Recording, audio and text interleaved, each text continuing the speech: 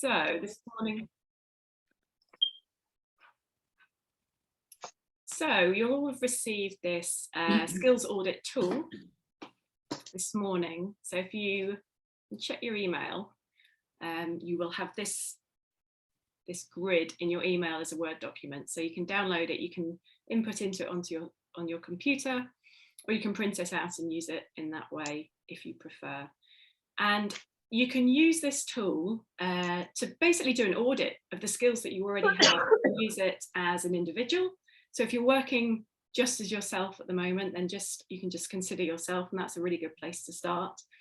And then once you've done that, if you do have a team or you have a board, you can start to use it to audit the skills on your board as well.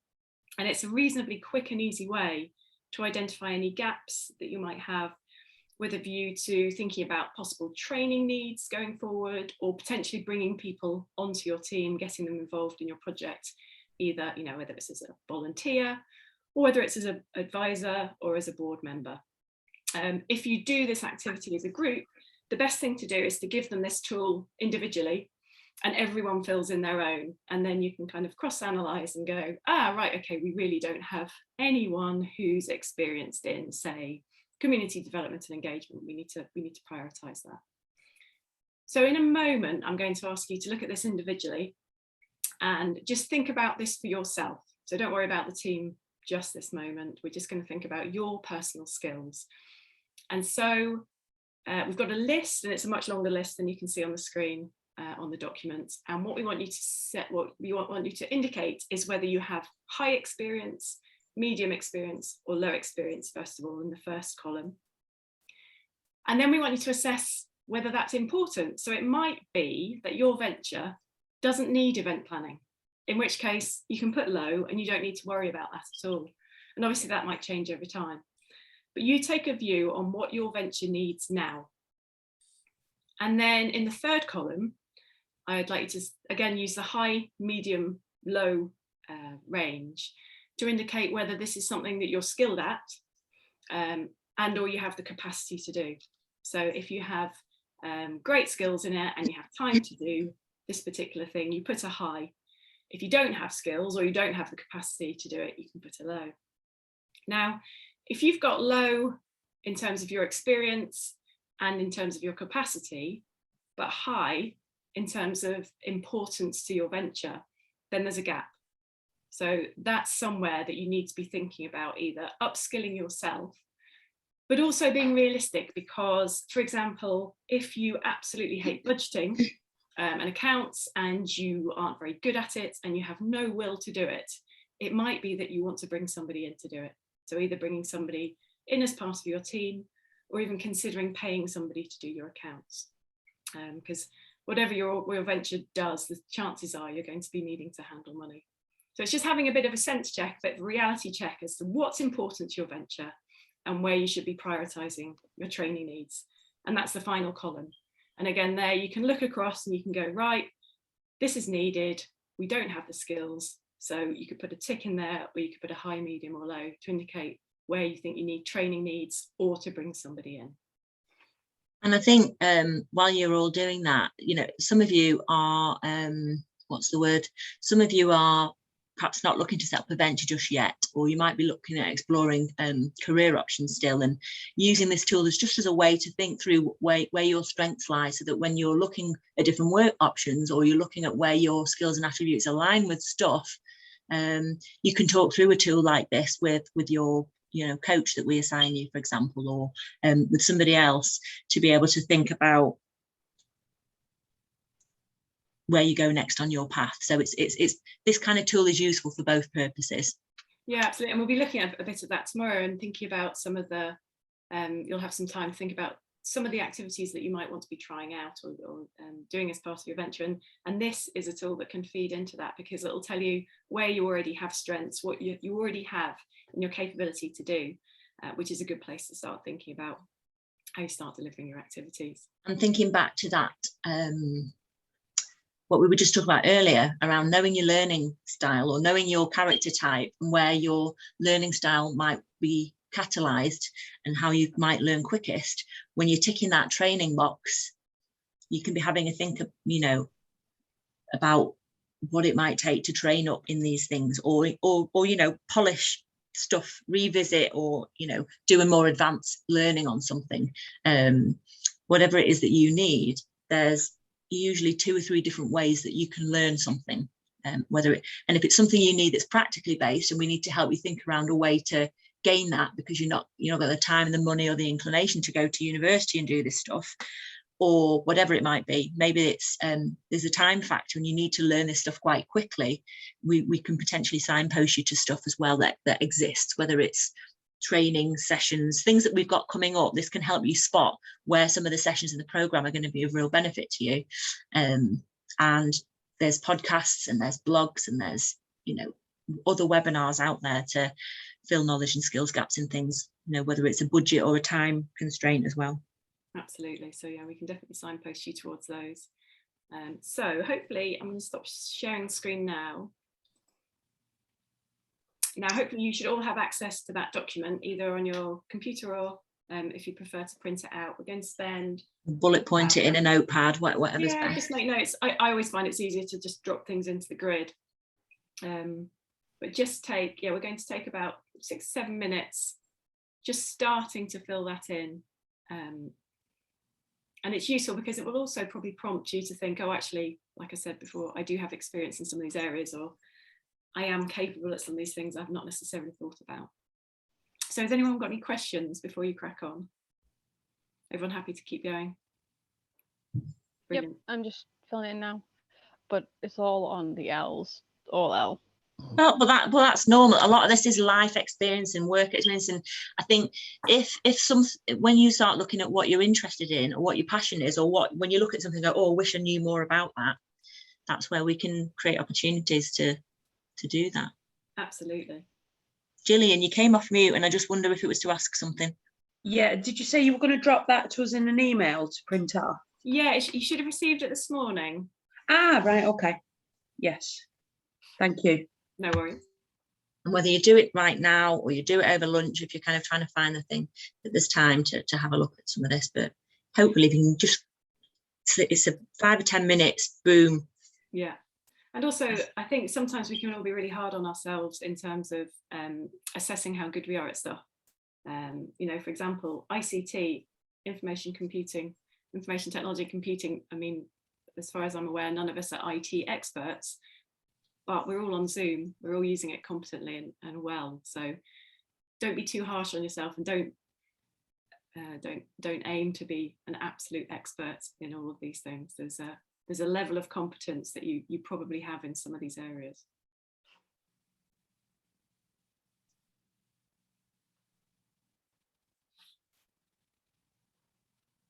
And you'll notice there's gaps at the bottom. So when you're looking down this, you can add your own, you know, we've put to the best of our knowledge of people we've been supporting over the years, what's important. And there's one on there that isn't in around knowledge of working with the public sector.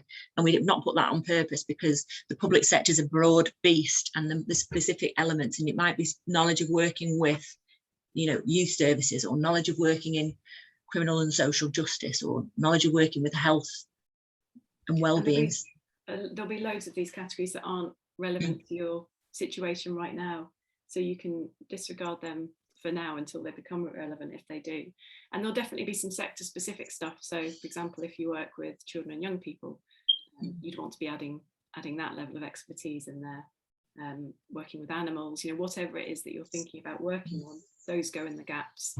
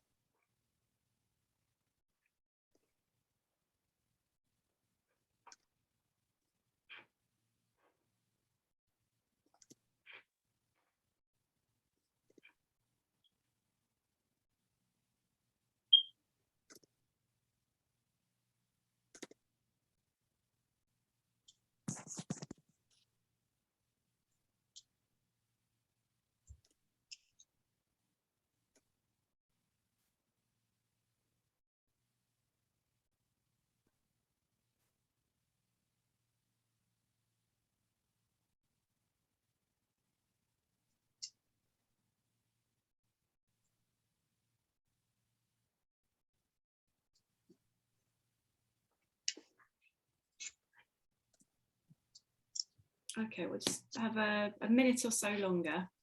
And don't worry if you've not managed to fill it in, there's obviously a large number of squares to fill in. So you can take the time afterwards to complete it.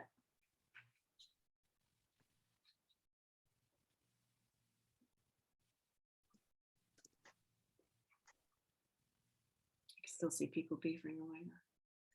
How do I put things in the boxes just as with a draw? Oh, you could just type, or you could, yeah, you could put little text boxes in, or yeah. So if you've got, or it, you could print it out and doodle on it. it depends if people have got Word. So you can just, we'll send this around as a PDF as well afterwards, and then you can, it depends on what technology people have got. If you've got a PDF reader or if you've got access to Word. And then you can use whichever works. Or if anybody wanted us to print this out and post it to them, that's an option as well. But even yeah, there's different routes, isn't there? We can send it in as there's a Google link that you've got. We can send it as, we will send you this as the Word document with the slides after today as well. So how do people find that? Is that an interesting and or useful thing to start to go through, to start to, and it can be overwhelming as well, a little bit, but it's, you know, I was saying to Shelley, we don't want to scare them and overwhelm them, but actually the sooner you get into thinking about all of the different balls that might need juggling with some of the things you want to do, the sooner you work out what you're interested in, where your training needs are, or who else you might need to involve, or from the point of view of looking for opportunities. You know, you can work out what you're passionate about in changing the world, but you also need to work out what you're passionate about in practical skills and delivery as well, because it all interlinks. And I've found it useful in the past as well in terms of approaching people to get involved with the project, because if you do spot that gap, you've got a really good starting point to say this is what we need on this project, and I know you've got these skills, so you know, just chat to us about it. And it's how do people find it? In a minute. Anyone want to share? It is as you said, is when you see, oh my God, I need all this to be like, to be able to do the business or to run a community group. And I think that's a really good point, Muna, and you don't need it all now, and you could use this same skills audit, you could take to an established organization, you know, with thousands of employees, and they could go through this and they would still be able to find gaps, because and there's a relation between, and I see like there's a relation between them, like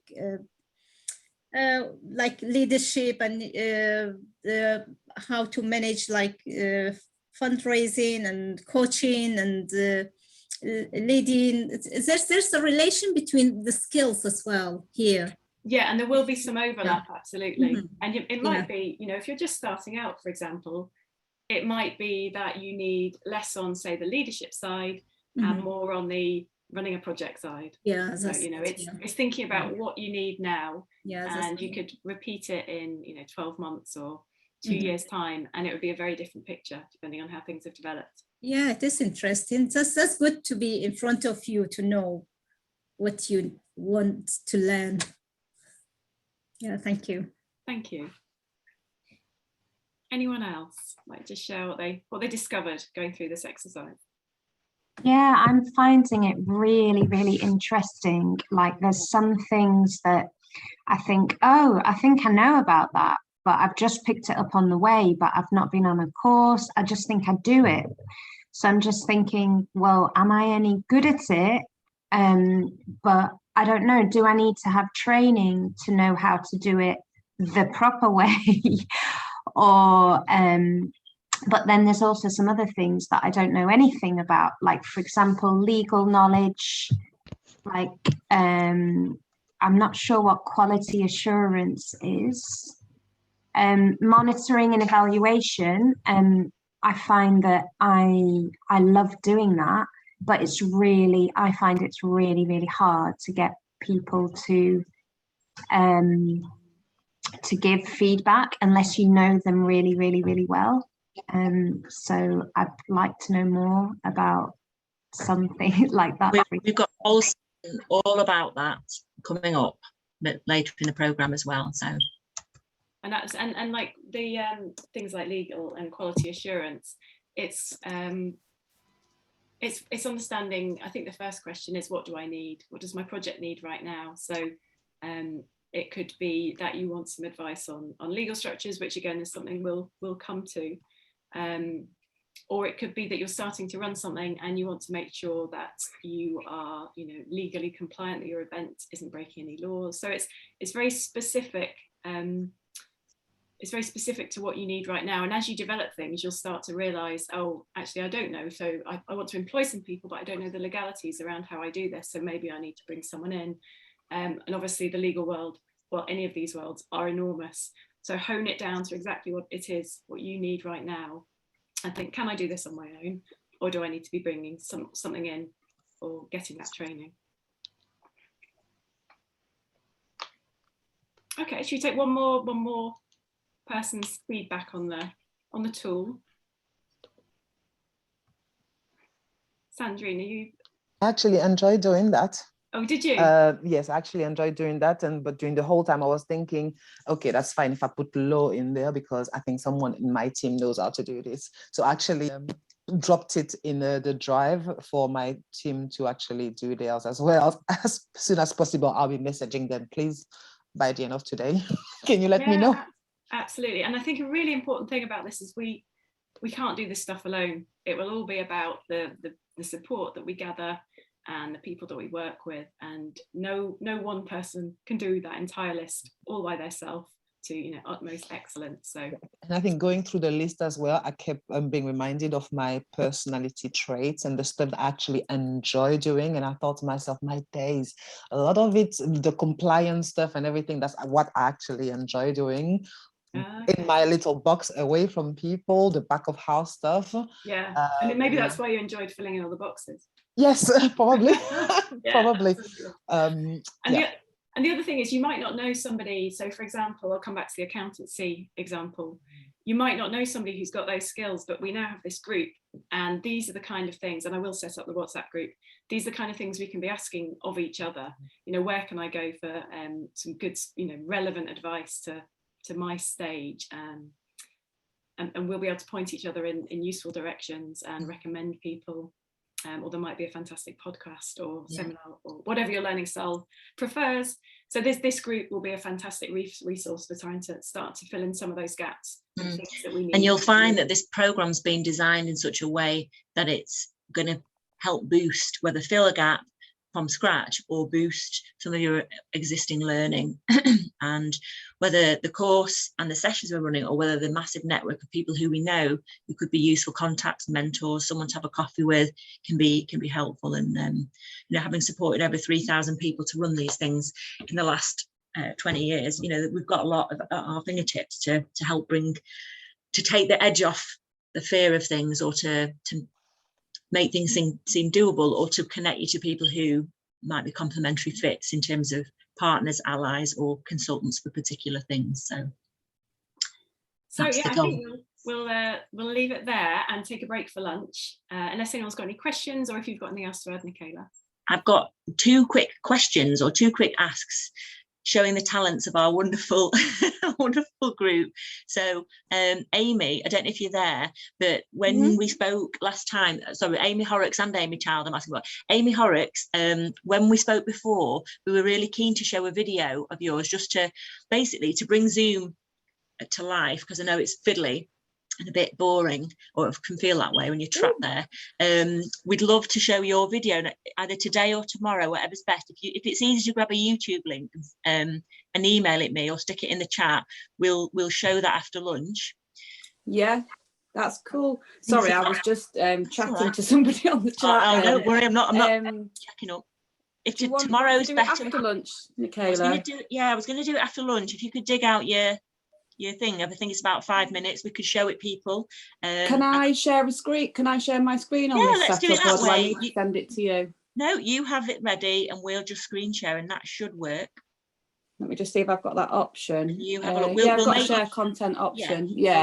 So that's a way of doing that. And what I was going to ask Amy Child, so some of you might remember when we were in the Meyrick Street Centre, you ordered those lovely shields, and we asked you to put your favourite tune or motivating tune on there to help people get to sort of get a feel for who's who, along with lots of other stuff. And Amy has kindly used her fabulous playlist developing skills and a bit of detective work to find these songs. So the majority of them are there. There's probably 2 I think we couldn't find, but Amy, if you've got that playlist and you could pop it in the chat, we can play it over lunch. Look at that. Let's see if it works. Wow. I don't know if it will. Or you can save it and listen to your motivational soundtrack to the program over the coming months. So I'm just trying this out. I don't know if it's going to work. Sometimes you have to have, we'll have it all echoing, screaming back at us. Oh, Rag and Bowman's up first.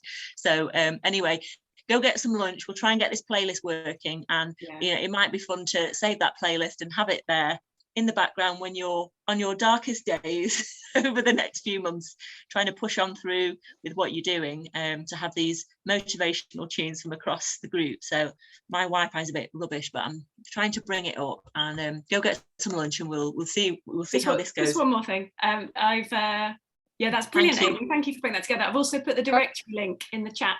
So if you've got a couple of minutes over lunch, just put your details in, just put as much or as little information as you're comfortable with. And it just means you can all connect with each other outside the groups. Great, and we're coming back at about 1:15.